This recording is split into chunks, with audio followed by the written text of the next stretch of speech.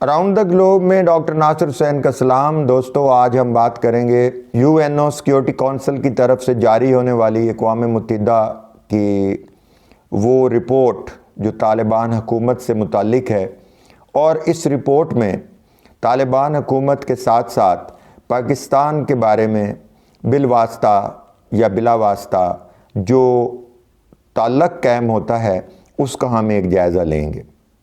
آپ سے گزارش ہوگی کہ آپ یہ ولاگ پورا دیکھیے گا تاکہ رپورٹ کے ساتھ ملا کر جب اپنے نتائج اخذ کریں گے تو انہیں کومنٹ میں ضرور شیئر کیجئے گا، تاکہ اس سے میری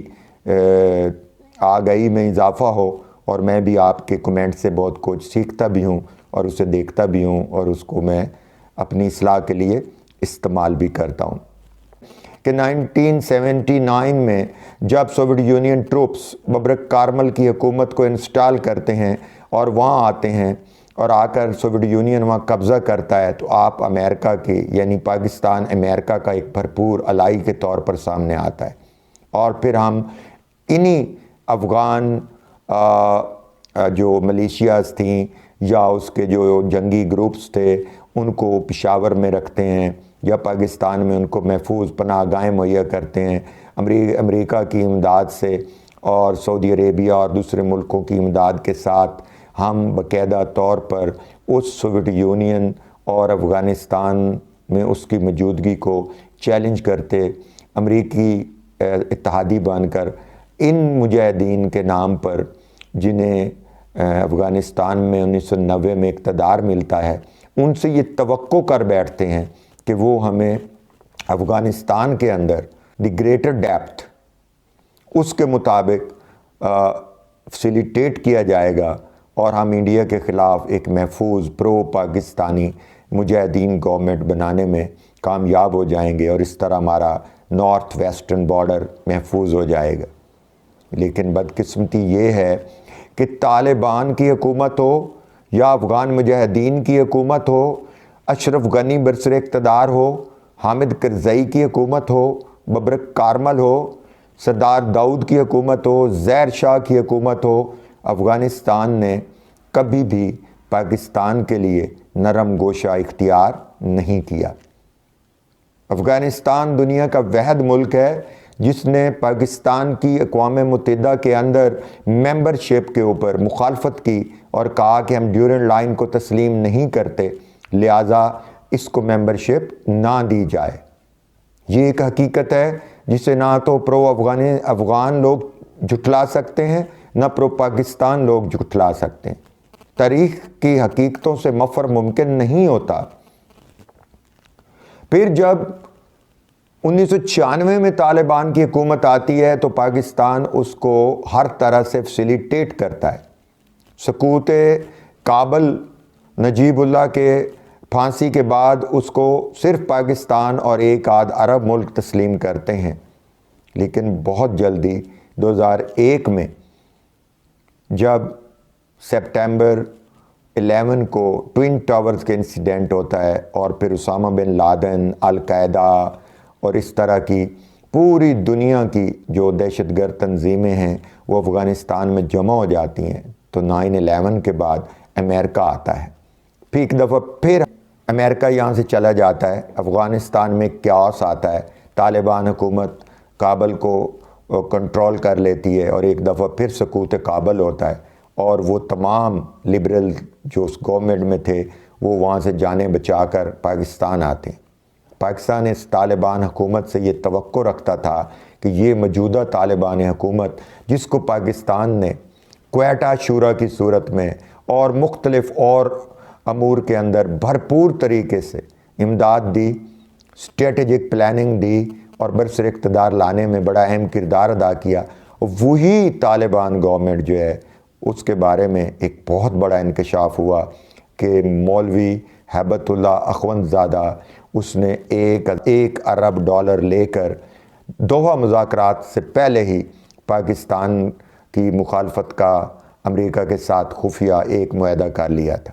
لیکن چلے جاتے ہیں تو وہ اپنا دنیا کا جدید ترین اسلحہ کے جاتے ہیں تو وہی اسلحہ پاکستان کے اندر ابھرنے والی تحریک طالبان اور دوسروں کے ہاتھ میں لگ جاتا ہے۔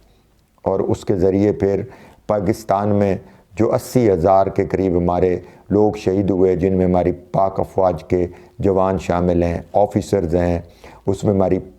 پولیس کے لوگوں کی شہادتیں ہیں، اس میں سویلینز ہیں، اس میں ہمارے آرمی پبلک سکول پشاور کے معصوم بچوں کا خون شامل ہے.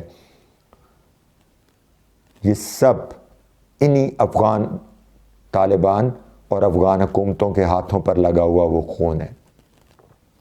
جب پاکستان نے تحریک طالبان کو کنٹرول کرنے اور ان کے خلاف کارروائی کرنے کے لیے کہا تو اس وقت طالبان سر کھجانے لگتے ہیں. کیوں؟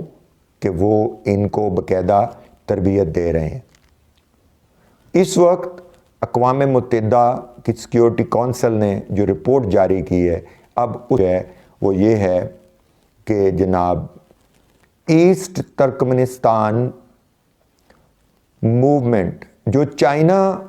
کے صوبے شنچیانگ میں حملہ آور ہوتے ہیں، اغیور قوم کو جو چائنیز دہشت گرد قرار دیتے ہیں، اور وہ ایسٹ ترکمنستان موومنٹ کے ذریعے وہاں پہ دہشت گردی کے مرتکب ہوتے ہیں، تو ان کے تقریباً 500 لوگ جو ہیں وہ افغانستان میں پناہ گزین ہیں، اور باقاعدہ طور پر موجودہ طالبان حکومت رپورٹ کے مطابق ان کی سرپرستی کرتی ہے. داعش باقاعدہ طور پر افغانستان میں موجود ہے، اور اسی رپورٹ میں، یہ پاکستان کی رپورٹ نہیں ہے، یہ پاکستان کے کسی ادارے کی رپورٹ نہیں ہے، اسی رپورٹ میں U N O security council نے انکشاف کیا ہے کہ بلوچستان میں جو داعش پینیٹریٹ کر گئی تھی اس کو پاکستان کی بہادر فوج نے اور سیکیورٹی فورسز نے باقاعدہ طور پر ایلیمینیٹ کر دیا ہے، اور اس کو وہاں قدم جمانے کے لیے موقع مہیا نہیں ہو سکا. بی ایل اے کا مجید بریگیڈ، اس کے بارے میں سیکیورٹی کونسل کہتی ہے کہ اس کے بھی تمام تر ٹریننگ کیمپس اور اڈے جو ہیں وہ وہاں پر افغانستان کے اندر ہیں، اور یہ وہیں سے پاکستان کے دشمن افغان طالبان کے ذریعے اور خود ان کو آپریٹ کر رہے ہیں. ہاں، سیکیورٹی کونسل یہ ضرور کہتی ہے کہ ہم ان کو دہشت گرد اس لیے قرار نہیں دے رہے کیونکہ ابھی تک ہمیں وہ پروف نہیں مل سکے کہ یہ دہشت گردی کے واقعات میں ملوث ہیں. لیکن حقیقت یہ ہے کہ مجید بریگیڈ بلوچستان کے اندر ایتھنک کلنگز میں ملوث ہیں. وہ گاڑیوں سے کہ لوگوں کو اتار کر مار دیتے ہیں، وہ پنجابیوں کو مارتے ہیں، وہ پاک فوج کے اوپر کئی ان کے اہم تنصیبات پر حملہ آور ہو چکے ہیں. اور اس کے علاوہ کراچی کے انٹرنیشنل ایئرپورٹ پر جو چائنیز کے اوپر حملہ کیا گیا تھا اور ان کو مارا گیا تھا، اس میں بھی مجید بریگیڈ کے خود کا حملہ آور شامل تھے. تو اس سے زیادہ پروف یو این او کو اور کیا چاہیے. اب آپ کو میں ایک وہ اہم ترین بات بتانے لگا ہوں جسے سن کر آپ یقیناً حیران ہوں گے کہ تحریک طالبان پاکستان کا جو سربراہ ہے نور ولی محسود، اس کو موجودہ افغان حکومت $43,000 ماہانہ تنخواہ دیتی ہے. اس سے آپ اندازہ لگا سکتے ہیں کہ پاکستان کے خلاف موجودہ افغان طالبان حکومت کس حد تک ملوث ہے. اسی رپورٹ میں یہ بھی انکشاف کیا گیا ہے کہ بدخشاں صوبے میں جہاں پوسٹ کی کاشت کے حوالے سے پچھلے سال افغانستان کے اندر افغان طالبان نے کارروائی کرنے کی کوشش کی، تو وہاں پر جو خواتین موومنٹ ہے اور بدخشاں صوبے کے جو لوگ ہیں انہوں نے اس کی شدید مخالفت کی، اور وہاں پر شدید نفرت پائی جاتی ہے افغانستان کے طالبان کے خلاف. پھر انہی طالبان نے پاکستان سے ملحقہ صوبوں ننگرہار، کنڑ، پکتیکا اور ان صوبوں میں باقاعدہ تحریک طالبان کو یہ سہولت مہیا کی ہے، اور وہاں پر مزید ٹریننگ کیمپس کھولے گئے ہیں. اقوام متحدہ کی سیکیورٹی کونسل کی یہ رپورٹ واضح طور پر بتا رہی ہے کہ افغان طالبان کی حکومت کے جو حالات ہیں وہ کافی ناگفتہ بے ہیں، اور ان کا جو رویہ ہے وہ اپنے تمام پڑوسیوں کے لیے ناقابل قبول ہے. اس کے علاوہ داعش خراسان یہ بھی اس وقت افغانستان میں آپریٹ کر رہی ہے اور وہاں پر اس کے کئی ٹریننگ کیمپ ہیں۔ اس کے علاوہ افغانستان سے ایران کو Uzbekistan, Tajikistan, China, Pakistan, even Moscow یعنی رشیا، یہ سارے اس کے پڑوسی ممالک جو ہیں وہ اپنی اپنی تحفظات اور تشویش کا اظہار کرتے رہتے ہیں۔ اگر ہم اقوام متحدہ کی رپورٹ سے ہٹ کر دیکھیں تو افغانستان کے اندر خصوصاً بین الاقوامی تنظیمیں جو ہیں اور یو ایس اے نے خواتین کے حوالے سے جو خواتین کی تعلیم کی وہاں صورتحال ہے اس کے حوالے سے بھی انہوں نے بڑے تحفظات کا اظہار کیا ہے۔ اس کے علاوہ the United States of America جو $160 ملین ماہانہ امداد دیا کرتا تھا کہ افغانستان میں حالات بہتر ہوں، وہ بھی بند کر دی گئی ہے۔ ملا عباس ستنکزئی نے یہ بیان دیا کہ ملا ہیبت اللہ اخوندزادہ کا جو ویژن ہے خواتین کی تعلیم کے حوالے سے وہ غیر اسلامی ہے، تو اس کو بھاگ کر انڈیا اور انڈیا سے دبئی میں جا کر پناہ لینا پڑی، کیونکہ ملا ہیبت اللہ اخوندزادہ نے اپنی خصوصی فورس کو یہ حکم دیا کہ وہ ایئرپورٹ کو بھی کنٹرول کریں اور پھر وہاں پر جا کر اس کے خلاف کارروائی کرنے کا بھی انڈیا تھا، لیکن ملا محمد عمر کے بیٹے نے مولوی عباس کو نکالنے میں بڑا اہم کردار ادا کیا اور جو پہلی فلائٹ اس کو اویلیبل تھی اس پر وہ ملک سے فرار ہو گیا۔ یہ وہی ملا محمد عباس ستنکزئی ہے جو پاکستان کو کھلے عام رون ڈالنے کی دھمکیاں دیا کرتا تھا۔ پھر پچھلے دنوں آپ نے یہ 2 دن پہلے کی خبر ہے کہ افغانستان کے اندر ایک بم بلاسٹ میں کئی افغانی طالبان جو ہیں وہ مارے گئے، اور اس خودکش حملے میں جو ان پر کیا گیا وہ اس بات کی واضح ثبوت ہے کہ طالبان کے اندر بھی باقاعدہ طور پر کئی گروپ موجود ہیں، جن میں سے خصوصاً سراج الدین حقانی کا دبئی چلے جانا اور پھر وہاں جا کر خاموشی اختیار کر لینا، یہ بھی ایک اہم سوال ہے کہ کیا طالبان کی حکومت کے اندر کوئی آپس میں تو کشمکش اور رفٹ نہیں چل رہی؟ کیا قندھاری گروپ اور حقانی گروپ کے درمیان کوئی بڑا پرابلم تو نہیں ہے کہ یہ حکومت کمزور ہوتی نظر آئے؟ لیکن اس وقت سب سے اہم سوال یہ ہے کہ سیکیورٹی کونسل کی جو رپورٹ ہے وہ یہ بتا رہی ہے کہ افغانستان کے اندر دنیا کی تمام دہشت گرد تنظیمیں، جس میں داعش ہے، خراسان ہے، داعش خراسان ہے، اس کے علاوہ TTP ہے، اس کے علاوہ ایسٹ ترکمنستان موومنٹ ہے، مزید جو گروپ ہیں وہ سارے کے سارے اس میں آپریٹ کر رہے ہیں اور یہ باقاعدہ طور پر ان کی زیر سرپرستی چل رہے ہیں۔ پاکستان کے لیے اس میں سب سے اہم بات یہ ہے کہ پاکستان کے خلاف بلوچستان میں مجید بریگیڈ اگر کوئی کارروائی کرتا ہے تو وہ طالبان اور انڈیا مل کر کرواتے ہیں، اور ہو سکتا ہے کہ اس کے پیچھے کچھ اور بھی گلوبل اسٹیبلشمنٹ شامل ہوں۔ اسی طرح طریق طالبان کے خلاف اگر سرجیکل سٹرائک کی جاتی ہیں اور ان کو تباہ کر کے وہاں سے ہٹانے کی کوشش کی جاتی ہے اور پاکستان کو سیکیور کرنا